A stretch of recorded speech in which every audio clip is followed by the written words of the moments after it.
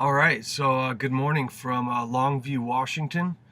I am in a pretty good mood overall. I kind of mentioned in the last video I was driving a few days throughout the night. I was kind of iffy on T-call and the load to Salt Lake City, and the yin to the yang. Now I finally feel the tables have turned a bit, and things have been going really well. So to pick up where we left off, I was in Salt Lake. I shot up to Bear River City, Utah, about 67 miles north. I picked up a load from Procter & Gamble and made my way to Auburn, Washington. One thing to note about Salt Lake City, I'm sure a lot of people that are familiar with the city know, visibility is freaking horrible there. I know it's kind of a valley city surrounded by mountains. There's a lot of, in the northwest, I guess you'd say, a lot of factories, industrial areas. And then there's constantly signs saying, carpool tomorrow or this or that to kind of save on the air pollution factor. But so Salt Lake City, it's a pretty place, but if you can see it on a clear day, good luck with that.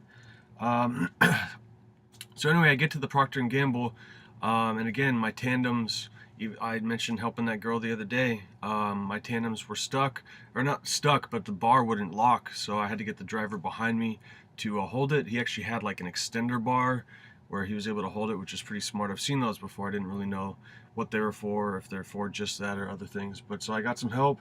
I got my new trailer, did my pre-trip, slid the tandems, a reasonable spot, balanced the load. And then as I'm pulling up to the gate to check out, I hit the brakes and they had not locked. So they slid about 2 feet and it kind of caused a little commotion. And so that was not freaky, but I was, usually you could tell because after I do a forward, a back, and a forward to make sure those things are locked. And I don't know how it didn't lock given that it had caught the forward, back, and the forward.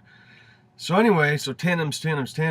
One cool thing about that load was it was a very light load. I'd mentioned running up through Wyoming into Salt Lake from Denver with about 80,000 pounds of beer, Coors Light. But this was only about 12,000 pounds, so my truck was probably just under 50. So that was pretty awesome because there's a lot of grades going up into Washington. Idaho's pretty flat for the most part, but once I hit Washington, I was pretty stoked on breezing by a lot of the other truckers. One thing, when I finally got into Oregon, I took the first exit in Ontario. There's a pilot there, and it was kind of snowing. Not really snowing, but there was snow around, and I couldn't really tell where to pull into this truck stop. So I ended up going around the back, and I pulled into like an ABF terminal, another truck company. It even says like "Do not enter," but I went in. Ended up having to back up, but it was totally serendipitous in the fact that I realized there was this Mexican restaurant, which is pretty awesome. So if you're ever at the Ontario Pilot, there is a nice little Mexican restaurant behind it to like kind of the north side of the lot. But I ended up going in, ended up sitting down at one of the counter areas. They had Monday Night Football going on. I didn't pay too much attention to that. But I sat next to a rancher from Nevada and another trucker from Oregon. And the rancher from Nevada is a pretty funny guy. He ended up, he was getting some lengua tacos, beef tongue. He's a rancher, so he's used to eating every part. I've never thought to eat beef tongue. I never planned on doing it, but he said, "Hey man, I'm buying it, you're eating it." So he spent $1.50 buying me a tongue taco, and I ate the whole thing.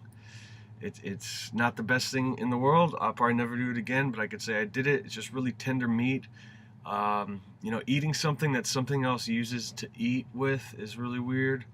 And then they put cilantro on it, and I complain more about the cilantro than the tongue because I hate cilantro. So anyway, had a great night there. Met some really cool people. I go to bed. I ended up kind of missing my alarm clock again, and boom, the internal clock again kicks in, and I wake up 2 hours late, but it was just in time to get everything done.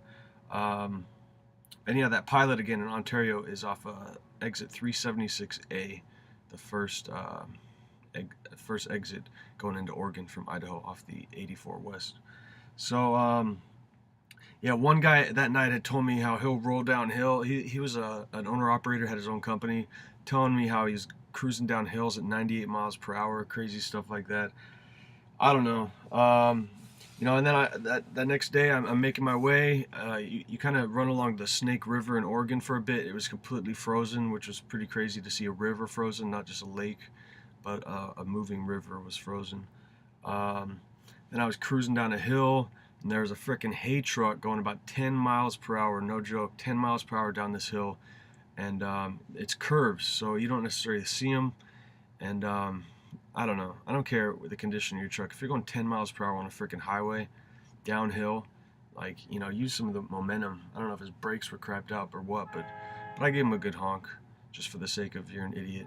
So then I'm making my way from the 84. I'm supposed to take the 82. I end up missing my junction. I didn't have my Qualcomm turned up, so I had to go 7.5 miles down to the next exit, 7.5 miles back. Lost about 15-20 minutes on that.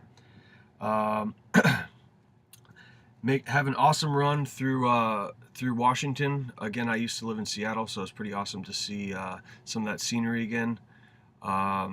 At one point, I finally get in up towards Auburn, because my delivery was at Auburn, but there was a truck stop in Fife, which is about less than 10 miles, so I figured I'd go there.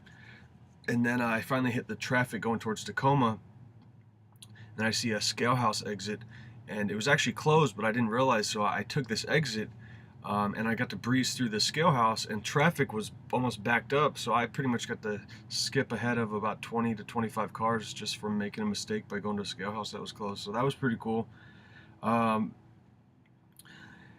Basically, I didn't end up going to that truck stop. And my ex-girlfriend, the only real girlfriend I had in Seattle, she had moved back to Reno. Now she lives in Tacoma with some people that she knows. She works Kenmore, I don't know exactly, but I kind of put it together like, hey, why not try to meet up? So she lived a couple more miles from that truck stop, so I was in the same reasonable area, and we decided to meet up and have dinner.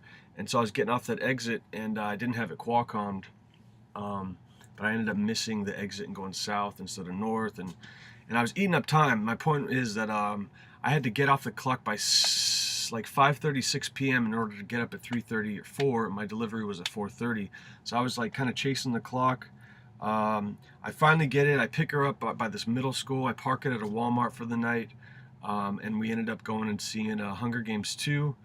We didn't really have time for dinner. We just ate popcorn and stuff like that. But she'd never seen Hunger Games 1, so I tried to catch her up on it. But it was pretty awesome. And then kind of had a good night from there. So as a Seinfeld reference, yada yada yada. I'm really tired today. No, I'm not that tired, but anyway. So again, being in Washington, it still feels like home. I always wanted to live there. Growing up in San Diego, you know, chasing music, and I still plan to move back one day. But for now, you know, at least getting to Washington. That's my 35th state. I was going to pull over at a Pilot to pick up another shot glass. I've mentioned that before. I collect shot glasses from every state. The only other one I've missed is Michigan, because I forgot to wake up at the truck stop with my old teammate. But I missed the Pilot off exit 99, 72, exit 72. There was a Love's. I figured, hey, maybe they'll have one. Love's has a really horrible shot glass selection. The ones they do have, if you wash them, they cake off the logos and all that. So they didn't have a decent one. So now at this point, Michigan and Washington are the two states I have been to, but don't have the shot glass claimed on it yet. But no big deal. So anyway, I'm finally at my pickup. They told me it was a live load, which is going to take a while, but it is actually a pickup, so I'm stoked on that. It is a paper company. I'm in Longview, Washington, which is pretty much right over that river is Portland, so I'm about to hit Oregon again. I did want to mention one more thing, which is pretty cool. I had left a trunk in the basement of the house I lived at when I lived in Seattle, and luckily, this morning when I got to the shipper or the customer at about 4:30, I was able to hook it up. I went and asked. They let me bobtail out of there. I shot up 30 miles to my old house, picked up my trunk, talked to a few people I used to live with, shot back, and by the time I got back, there was about 10 to 15 minutes. The trailer had been done and good to go. So it all worked out in that factor. And now I'm here, and I'm making my way down to Fullerton. So I'm heading back to SoCal just in time for the holidays. And I'm in a pretty dang good mood, and I'll be driving throughout the day for the next couple of days, so pretty stoked. Later.